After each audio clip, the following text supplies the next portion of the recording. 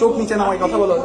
জাতীয় দলের ক্রিকেটার হিসেবে পরিচয় দেওয়ার পরও নাঈম হাসানকে ডিবি পরিচয়ে মারধর ও হেনস্থা করেছে পুলিশ, এমনকি থানায় নিয়েও হেনস্থা করা হয়েছে।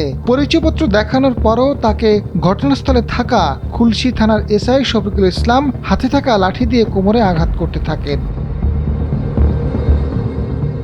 শুক্রবার ডিপিএলের ম্যাচ খেলে ফেরার সময় চট্টগ্রাম নগরের লালখান বাজার এলাকায় এই ঘটনা ঘটেছে বলে জানিয়েছেন নাঈম হাসান। এই ঘটনায় পুলিশের এক এসআই সহ ৩ সদস্যকে প্রত্যাহার করা হয়েছে। ক্রিকেটার নাঈম হাসান জানান, চট্টগ্রাম শাহ আন্তর্জাতিক বিমানবন্দর থেকে অটো রিকশা করে বাসার উদ্দেশ্যে রওনা দেন তিনি। অটোরিকশাটি এক্সপ্রেসওয়ে থেকে নামার পর লালখান বাজার এলাকায় পুলিশের এক সদস্য গাড়ি থামার সংকেত দেন। এরপর পুলিশের ওই সদস্য এবং তার সঙ্গে থাকা সাদা পোশাকের এক ব্যক্তি চালকের কাছ থেকে গাড়ির কাগজপত্র নিয়ে নেন।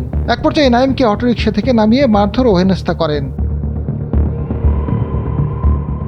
মারধরের সময় ঘটনাস্থলে লোকজন জড়ো হয়ে যায় বলে জানিয়েছেন জাতীয় দলের এই ক্রিকেটার। তিনি জানান, প্রায় ১০০ থেকে ২০০ মানুষ জড়ো হলে ক্রিকেটার পরিচয় দিলেও তারা মারধর থামায়নি। তারা বলছিল, তুই আসামি, চুপ থাক, একটা কথাও বলবি না।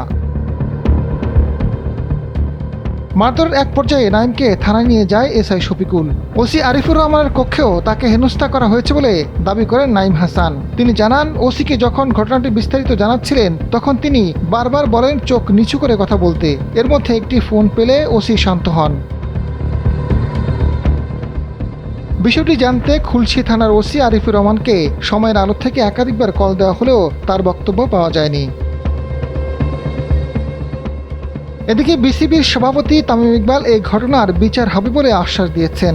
নাঈম জানান, তিনি মোবাইল হাতে পাওয়ার পর তামিমের সঙ্গে কথা বলেন। এরপর ওসির সঙ্গে কথা বলেছেন তামিম। নাঈমের বাবার সঙ্গে কথা বলে বিচার হওয়ার আশ্বাস দিয়েছেন।